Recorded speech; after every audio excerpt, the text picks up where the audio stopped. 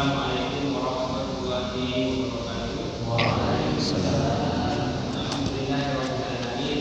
Kita panjatkan puji dan syukur kepada Allah Subhanahu wa taala yang mana pada malam hari ini kita masih diberikan kesehatan selama kesempatan untuk bisa menghadiri majelis taklim yang insyaallah akan rutin diadakan di Masjid At-Taqwa. Yang pertama, kami ucapkan banyak terima kasih kepada Bapak Takmir dan Bapak-bapak Ibu-ibu yang juga bersedia dan mendukung acara pengajian pada malam hari ini. Semoga apa yang kita upayakan mendapat ganjaran yang setimpal dari Allah Subhanahu wa taala dan selalu mendapatkan kebaikan dari Allah Subhanahu wa taala. Amin ya rabbal alamin. Salawat dan salam semoga selalu tercurahkan kepada junjungan kita Nabi Muhammad sallallahu alaihi wasallam serta keluarganya dan para sahabat-sahabatnya serta pengikutnya yang selalu setia mengikuti sunnah beliau.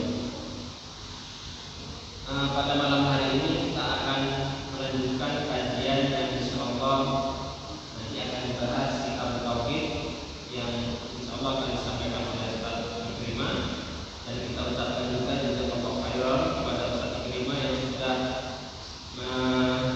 menyempatkan waktunya untuk bisa membimbing kita semua untuk bisa memperbaiki mungkin apa yang kita tidak tahu menjadi nanti akhirnya kita tahu dengan diadakannya pengajian seperti ini.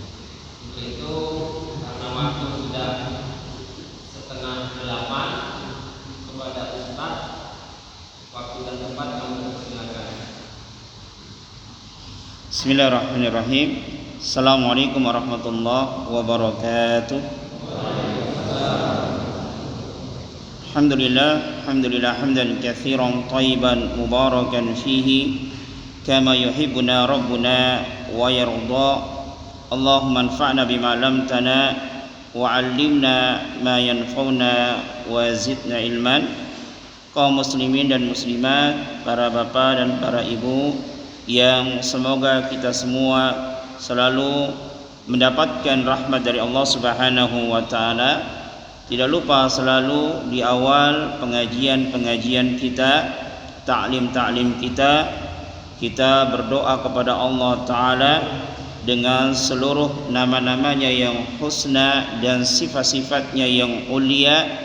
Semoga Allah taala memberikan kita taufik untuk dapat mengamalkan agama ini dengan sempurna, membersihkan diri kita dari kotoran-kotoran kesyirikan, dari amalan-amalan yang tidak pernah dicontohkan oleh Rasulullah sallallahu alaihi wasallam, dan membersihkan diri kita dari segala macam bentuk kemaksiatan yang dengannya lah Allah taala akan masukkan diri-diri kita ke dalam surganya tanpa hisab dan tanpa adab.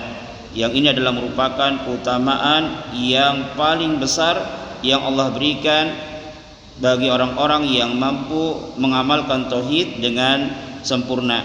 Dan tentunya kita pun berdoa kepada Allah taala agar Allah Subhanahu wa taala selalu memberikan kita taufik untuk dapat mengikhlaskan setiap amalan-amalan ibadah yang kita lakukan. Karena apabila suatu amalan tidak didasari atas keikhlasan mengharapkan wajah Allah, maka amalan tersebut akan tertolak. Sebagaimana Rasulullah sallallahu alaihi wasallam bersabda, "Innallaha la yaqbalu minal amal." Sesungguhnya Allah Subhanahu wa taala tidaklah menerima suatu amalan kecuali dilakukan dengan penuh keikhlasan dan mengharapkan wajah Allah Subhanahu wa taala. Sedikit kita mengulang apa yang telah kita pelajari bersama pada pertemuan-pertemuan yang telah lalu, bahwasanya pembahasan masalah akidah, pembahasan masalah at-tauhid ini adalah pembahasan yang sangat penting.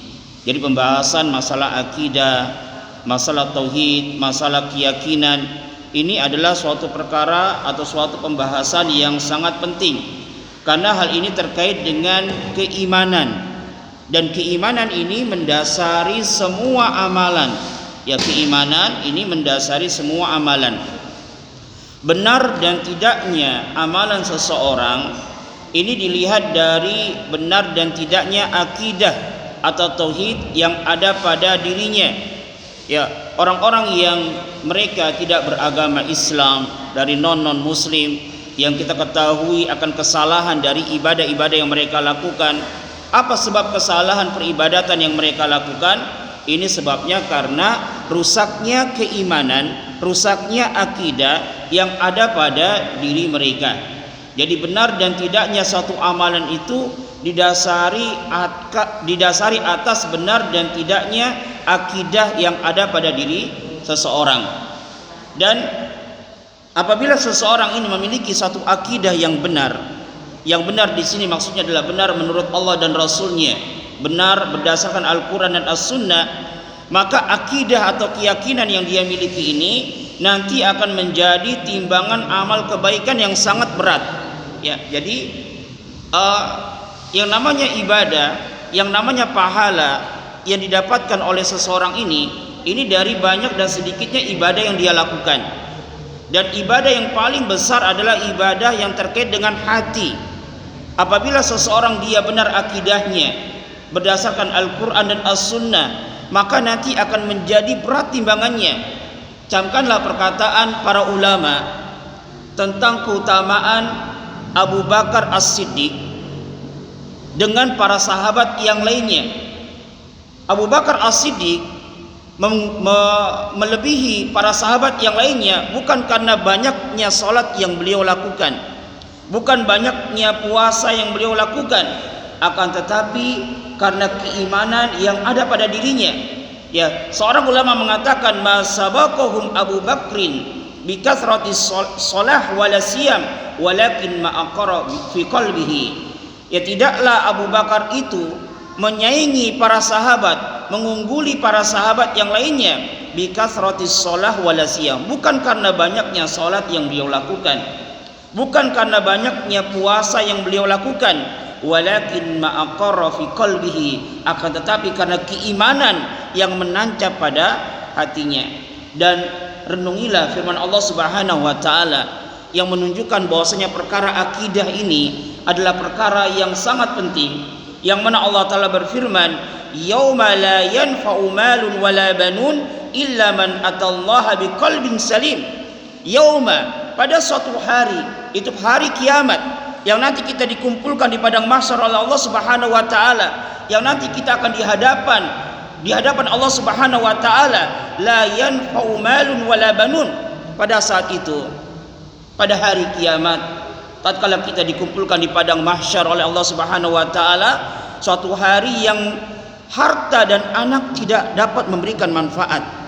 Ditafsirkan oleh para ulama, yakni la yaqi al-mar'a min adzabillahi maluhu.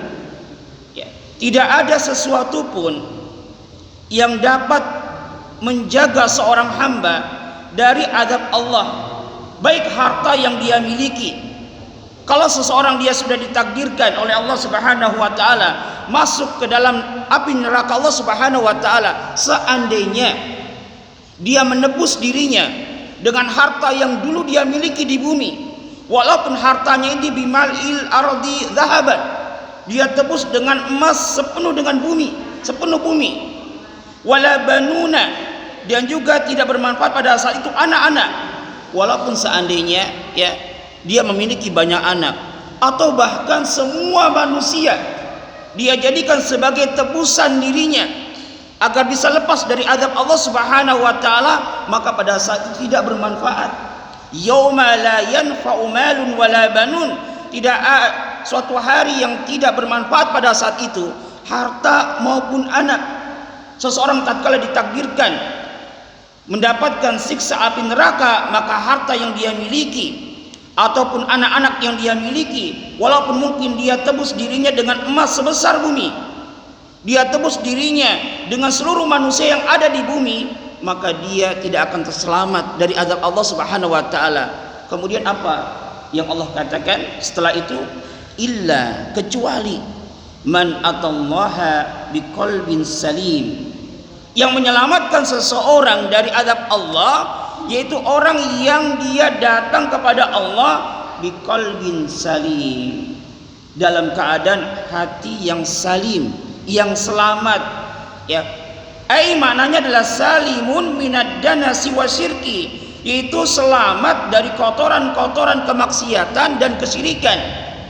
Berkata seorang ulama, Muhammad Ibnu Sirin, tatkala beliau menafsirkan ayat yang mulia ini, al-qalbus salim, kata beliau, makna dari qalbus salim, hati yang selamat, yang tatkala dia menghadap Allah Subhanahu wa taala, yang bisa menyelamatkan dirinya dari siksa Allah Subhanahu wa taala, tatkala dia menghadap Allah dengan hati yang selamat, yakni maknanya ayya'lama, dia mengetahui annallaha haqqun, bahwasanya Allah Subhanahu wa taala adalah sesembahan yang berhak untuk disembah, wa anna sa'ata atiyatun la raiba fiha, dan dia meyakini bahwasanya hari kiamat akan datang tanpa ada keraguan sedikit pun, wa annallaha yab'atsu man fil kubur, dan dia pun meyakini Allah akan membangkitkan manusia dari alam kuburnya diiring ke padang mahsyar untuk mempertanggungjawabkan amalan-amalan yang mereka lakukan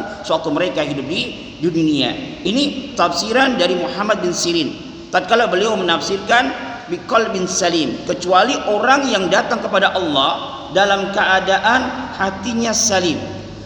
Kemudian berkata Ibnu Abbas, seorang sahabat yang mulia, tatkala beliau menafsirkan ayat yang mulia ini, illa man atallaha biqalbin salim, yakni biqalbin hayyin, ini hati yang hidup, yashhadu an la ilaha illallah, hati yang hidup, yaitu hati yang dia bersaksi, kata Ibnu Abbas, dia bersaksi bahwasanya tidak ada illa yang berhak disembah kecuali Allah Subhanahu wa taala.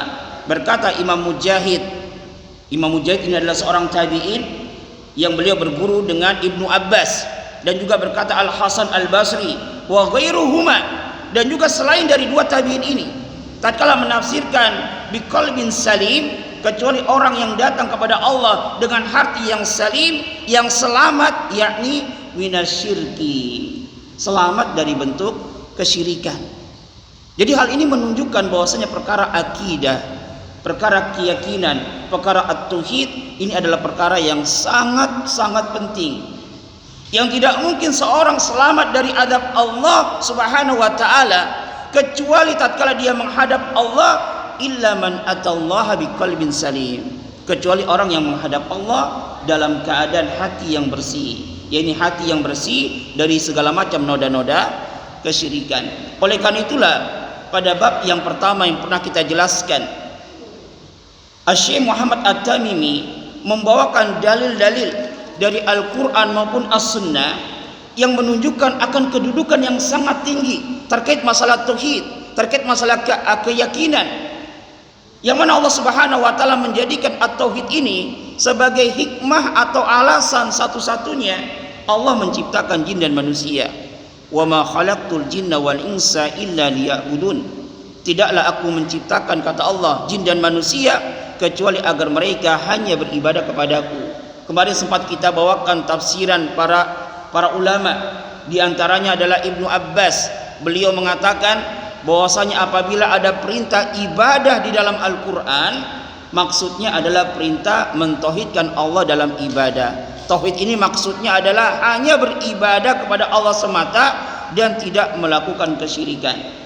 Maka tatkala at-tauhid ini, beribadah hanya kepada Allah, dijadikan sebagai hikmah, alasan, tujuan Allah menciptakan jin dan manusia, berarti ini menunjukkan akan kedudukan at-tauhid yang sangat tinggi.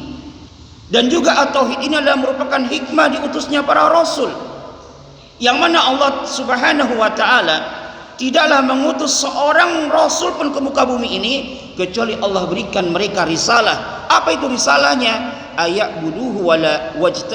Aya'budullaha wajtanibut taghut wa laqad ba'atsna fi kulli ummatin rasulan, dan sungguh kami telah mengutus pada setiap umat seorang rasul, yang rasul ini Allah perintahkan untuk menyeru kepada umatnya, aya'budullaha wajtanibut taghut, sembahlah Allah semata dan jauhilah taghut. Taghut adalah segala sesuatu yang diibadahi selain Allah dan dia ridha untuk diibadahi, dalam surah An-Nahl ayat 36. Kemudian Allah pun menurunkan kitab-kitabnya Yang kitab ini Allah berikan kepada para rasulnya. Apa isi dari kitab-kitab tersebut? Isinya adalah agar para rasul tersebut menyampaikan bahwa tidak ada ilah yang berhak disembah kecuali Allah. Sebagaimana yang Allah tegaskan dalam surat Hud ayat 1 sampai 2, Alif Lam Ra, kitabun uhkimat ayatuhu thumma fusilat min ladun hakimin khabir. Alif Lam Ra, inilah sebuah kitab yang tersusun rapi ayat-ayatnya, kemudian dijelaskan dengan sejelas-jelasnya dari zat yang maha bijaksana dan yang maha mengetahui. Apa isi dari kitab tersebut? Alla ta'budu illallah, janganlah kalian beribadah kecuali hanya kepada Allah Subhanahu wa ta'ala. Kedudukan tauhid yang sangat tinggi. Oleh karena itulah, barang siapa yang dia mentauhidkan Allah Subhanahu wa ta'ala, maka dia akan mendapatkan keutamaan yang sangat besar, yang kemarin sudah kita jelaskan sebagiannya pada bab yang kedua. Di antara keutamaan at-tauhid yang pertama yang sudah kita jelaskan, orang yang bertauhid dia akan mendapatkan keamanan dan petunjuk di dunia dan di akhirat. Sebagaimana Allah Subhanahu wa taala berfirman, alladzina amanu wa lam yalbisu imanahum bidzulmin ulaika lahumul amnu wa hum muhtadun. Yaitu surah Al-An'am ayat 82. Alladzina amanu wa lam yalbisu imanahum bidzulmin ulaika lahumul amnu wa hum muhtadun. Dan orang-orang yang beriman. Kemarin kita sudah bawakan tafsiran dari Ibnu Katsir. Yang dimaksud dengan orang yang beriman siapa mereka? Alladzina wahadullaha wa akhlasu lahul ibadah. Yaitu orang yang mentauhidkan Allah dan mengikhlaskan peribadahan hanya kepada Allah.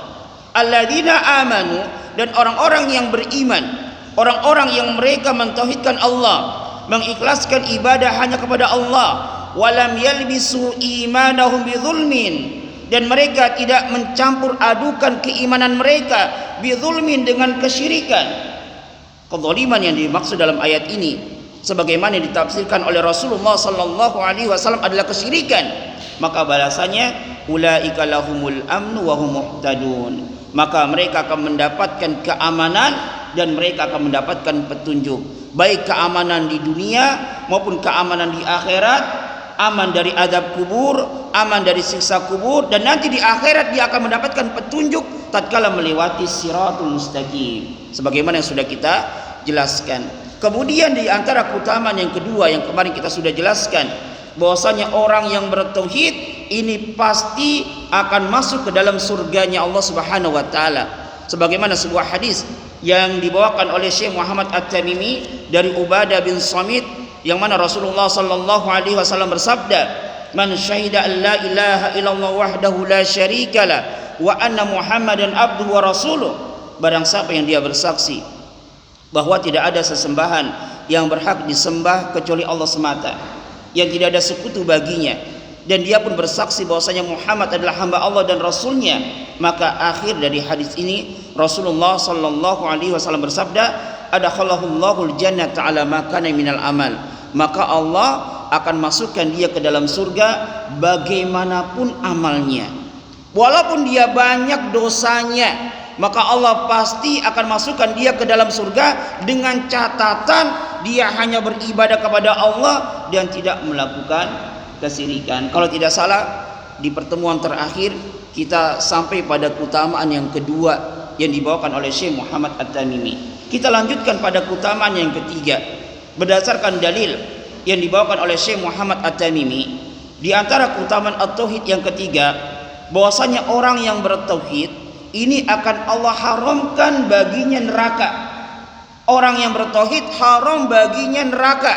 Sebagaimana hadis dari Bukhari dan Muslim dari sahabat Itsban, bahwasanya Rasulullah sallallahu alaihi wasallam bersabda, fa innallaha harrama 'alan nari man qala la ilaha illallah yabtaghi bidzalika wajhallah. Sesungguhnya Allah mengharamkan neraka. Mengharamkan neraka. Bagi siapa neraka ini haram? Bagi orang yang mengucapkan la ilaha illallah. Bagi orang yang mengucapkan tidak ada ilah yang berhak disembah kecuali Allah, yabtaghi bidzalika wajhallah, yang dia ucapkan ya la ilaha illallah tersebut karena mengharapkan wajah Allah, ikhlas karena Allah, bukan seperti orang-orang munafik yang mereka mengucapkan la ilaha illallah tapi tidak ikhlas di dalam mengucapkannya. Dijelaskan oleh para ulama hadis yang mulia ini, tatkala Rasulullah sallallahu alaihi wasallam bersabda, fa innallaha harrama 'alan nari, sesungguhnya Allah mengharamkan atas neraka. Yang dimaksud dengan pengharaman di sini maksudnya apa? Dijelaskan oleh para ulama berdasarkan nas-nas yang ada, pengharaman neraka bagi seseorang ini ada dua tingkatan, ada dua bentuk pengharaman neraka bagi seseorang. Yang pertama adalah tahrimun mutlak. Apa maksudnya tahrimun mutlak? Maksudnya orang ini sama sekali nggak masuk ke dalam neraka. Haram bagi api neraka untuk menyentuh badan orang ini, haram, sama sekali nggak masuk. Dan ini ada beberapa kemungkinan. Mungkin dia diampuni dosanya oleh Allah Subhanahu wa taala, atau mungkin dia termasuk dari orang-orang yang memasuki surga tanpa hisab dan tanpa adab. Ini haram yang pertama. Maksudnya sama sekali api neraka tidak akan menyentuhnya. Kemudian yang kedua adalah tahrimu ba'da ahmadi. Maksudnya apa? Maksudnya adalah haram kekal di dalam neraka. Seandainya orang ini, orang yang bertauhid ini, karena saking banyak dosa yang dia miliki, kebaikannya tidak mampu menyaingi keburukan yang dosa yang dia miliki, maka akhirnya dia dimasukkan dulu ke dalam neraka. Tapi apa? Haram dia kekal dalam neraka. Dia disiksa terlebih dahulu oleh Allah ke dalam neraka sekadar dosa yang dia miliki, tapi tidak sampai kekal. Haram bagi dia kekal di dalam neraka. Allah akan keluarkan dia dari neraka dan Allah akan masukkan dia ke dalam surga. Nah, ini keutamaan orang yang bertauhid, yang dia hanya beribadah kepada Allah. Haram, ya Allah haramkan baginya api neraka. Baik haram secara mutlak, dalam artian dia tidak akan masuk ke dalam neraka, neraka tidak akan menyentuh dirinya, atau haram dia dikekalkan di dalam neraka. Seandainya dia masuk neraka tapi dia tidak kekal. Beda dengan orang-orang musyrikin dan orang-orang yang kafir. Kemudian keutamaan yang terakhir di bab yang kedua yang dibawakan oleh Syekh Muhammad At-Tamimi, bahwasanya at-tauhid ini adalah sebab diampuninya dosa-dosa. Walaupun dosa yang dilakukan oleh orang ini sepenuh bumi, atau sebesar bumi, atau seberat bumi, sebagaimana sebuah hadis yang dibawakan oleh Syekh Muhammad At-Tamimi wali Tirmidzi, dari Imam Tirmidzi, wa hasanahu, dan beliau menghasankan hadis ini, an Anas, dari Anas bin Malik, beliau berkata, sami'tu Rasulullah sallallahu alaihi wasallam yaqul, saya mendengar Rasulullah sallallahu alaihi wasallam bersabda, qala Allah taala, Allah taala berfirman. Jadi ini namanya hadis qudsi. Ya, qala Allah taala, Allah taala berkata, ya bani Adam, wahai manusia, law ataitani bi qurabil ardi khotoya, seandainya engkau datang kepadaku, engkau meninggal dunia menghadap kepadaku, biqrabil ardil khotoya, dalam keadaan engkau membawa kesalahan, dalam keadaan engkau membawa dosa sepenuh bumi, atau seberat bumi, atau sebesar bumi, thumma lakitani la tusriku bi syai'an, tapi engkau datang kepadaku pada saat itu, ya sama sekali tidak melakukan kesyirikan sedikit pun, thumma laqitani la tusriku bi syai'an, engkau datang kepadaku, engkau berjumpa denganku, ya dalam keadaan kamu tidak melakukan kesyirikan. Jadi dosa yang banyak itu, dosa yang sebesar bumi itu atau seberat bumi itu, ternyata di dalamnya enggak ada dosa syirik. Dia sama sekali enggak melakukan kesyirikan. Apa kata Allah Subhanahu wa taala, la ataituka bi qurabiha maghfirah, maka aku pun akan datang kepadamu dengan membawa ampunan sebesar dosa yang engkau miliki. Ini ya keutamaan tauhid yang disebutkan oleh Syekh Muhammad At-Tamimi pada bab yang kedua, yaitu tauhid ini adalah merupakan sebab pengampunan dosa-dosa. Selesai sudah bab kedua, kita langsung masuk pada bab yang ketiga. Bab ketiga ini pun hakikatnya berbicara tentang keutamaan tauhid. Bab yang diberikan judul oleh penulis, Babu man haqqaqa tauhida dakhalal jannata bighairi hisabin wala adzabin. Bab barang siapa yang mentahqiq, merealisasikan tauhid, maka dia masuk surga tanpa hisab dan tanpa azab. Ada 3 poin pembahasan yang kita akan bahas pada bab ini. Yang pertama adalah apa sih perbedaan antara bab yang kedua dengan bab yang ketiga?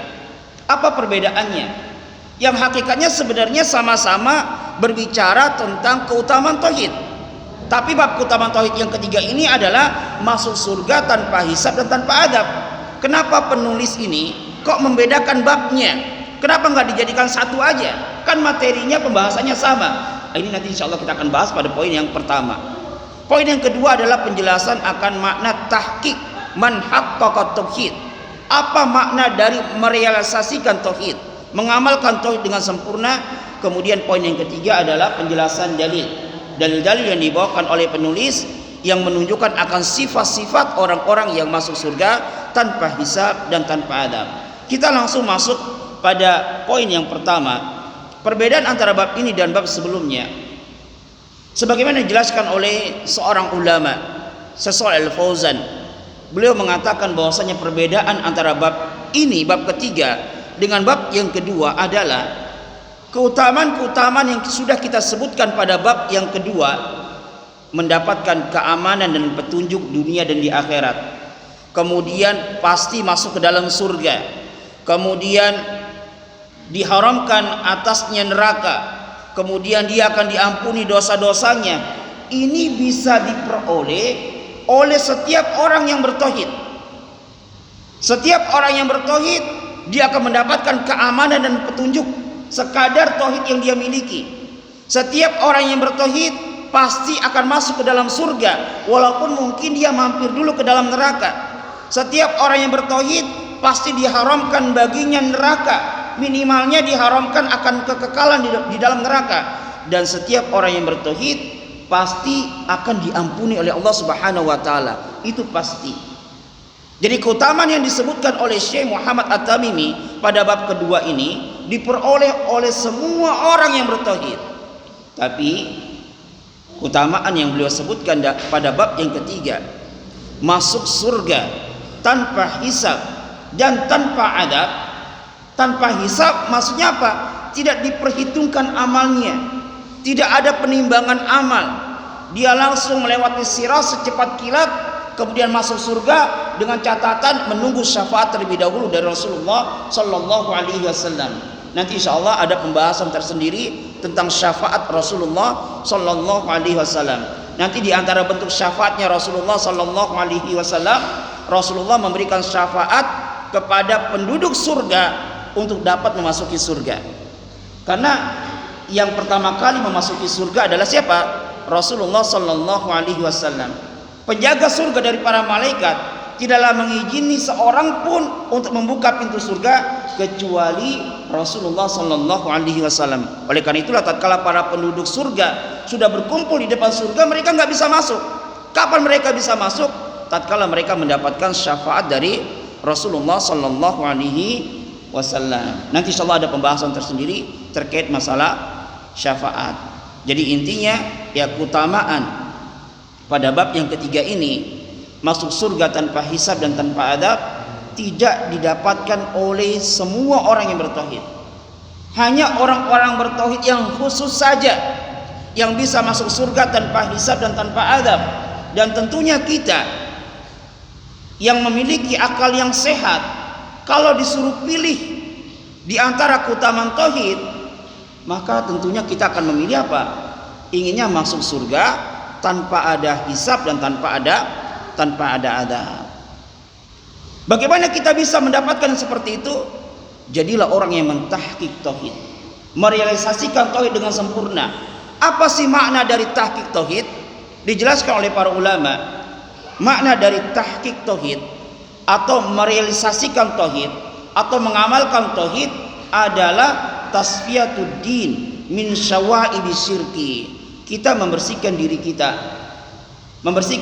dari kotoran-kotoran kesyirikan, membersihkan diri kita dari kotoran-kotoran amalan-amalan yang tidak pernah dicontohkan oleh Rasulullah sallallahu alaihi wasallam, dan membersihkan diri kita dari kemaksiatan-kemaksiatan. Jadi kalau seseorang dirinya bersih dari syirik, bersih dari amalan-amalan yang tidak pernah dicontohkan oleh Rasulullah sallallahu alaihi wasallam, bersih dari kemaksiatan-kemaksiatan, dia bersih, maka tatkala dia menghadap Allah nggak bawa dosa. Sehingga kalau nggak bawa dosa, yang dia bawa pahala, maka tanpa hisab, nggak ada perhitungan, nggak ada penimbangannya. Kenapa? Karena pahala yang dia bawa ini nggak ada lawannya. Dia nggak punya dosa, buat apa ditimbang? Kemudian dijelaskan oleh Syekh Muhammad bin Shalih Al-Utsaimin dalam kitabnya Al-Qaulul Mufid bi Syarhi Kitab Tauhid. Beliau mengatakan, dan tidak mungkin kita ini dapat mengamalkan tauhid, tidak mungkin kita dapat merealisasikan tauhid yang dengannya kita akan masuk surga tanpa hisab dan tanpa adab, kecuali terkumpul 3 perkara pada diri kita. Yang pertama adalah al-ilmu. Ilmu. Bagaimana mungkin kita bisa mentauhidkan Allah? Bagaimana mungkin kita bisa menghindari diri kita dari kesyirikan kalau nggak paham apa itu tauhid? Kalau nggak paham ibadah-ibadah yang wajib kita tujukan kepada Allah? Bagaimana kita bisa meninggalkan kesyirikan-kesyirikan kalau kita nggak paham itu adalah syirik? Maka syarat yang pertama, yang paling utama yang harus dimiliki bagi setiap orang yang ingin mentahqiq tauhid, yang ingin masuk surga tanpa hisab dan tanpa adab, adalah memiliki ilmunya. Dengan ilmu inilah kita tahu hakikat dari tauhid. Dengan ilmu inilah kita mengetahui hakikat dari kesyirikan. Kemudian yang kedua adalah al-i'tiqad, meyakini akan kebenaran ilmu yang kita miliki. Harus yakin. Tidak cukup hanya sekadar ilmu, pengetahuan yang kita dapatkan, mendengar ta'lim, mendengar kajian, kita tahu ini, tapi kita tidak meyakininya. Seperti orang-orang munafik, seperti orang-orang musyrikin yang diperangi oleh Rasulullah sallallahu alaihi wasallam, mereka pun mengilmui akan kalimat la ilaha illallah. Mereka pun mengilmui, bahkan mengetahui bahwasanya Muhammad sallallahu alaihi wasallam adalah seorang rasul, tapi mereka tidak meyakininya. Kemudian yang ketiga adalah al-inqiyad. Inqiyad ini adalah tunduk dan patuh dengan mengamalkan ilmu yang kita miliki. Ini 3 perkara yang harus terkumpul pada diri kita, terutama adalah al-ilmunya dan al-i'tiqad. Tentunya al-inqiyad pun termasuk di dalamnya. Tapi tidak mungkin kita bisa semua itu kecuali yang pertama adalah dengan ilmu. Baik, kita masuk pada poin yang ketiga, yaitu penjelasan dalil. Dari dalil-dalil yang dibawakan oleh penulis, 2 dari Al-Quran dan 1 dari hadis, beliau menyebutkan sekitar 12-an sifat dari sifat-sifat orang yang masuk surga tanpa hisab dan tanpa adab. Nanti di akhir hadis yang beliau bawakan, hadis yang cukup panjang, yang intinya dalam hadis tersebut Rasulullah sallallahu alaihi wasallam mengabarkan bahwa pada umatnya ini ada 70 alfan, ada sekitar 70.000 min ummati, dari umatku, yadkhulunal jannah bighairi hisabin wala adzabin, yang masuk surga tanpa hisab dan tanpa adab. 70.000 dari umat Islam. Ini sedikit atau banyak? Sedikit sekali. Sedikit. Umat Islam dari zaman Rasulullah, ya para sahabat Abu Bakar, sampai sekarang, sampai akhir zaman nanti, berapa jumlahnya? Kalau 70.000 sedikit, kemungkinan kalau hanya dibatasi 70.000, kemungkinan kita nggak bakal dapat tiket masuk surga tanpa hisab dan tanpa adab. Kenapa? Saingan kita para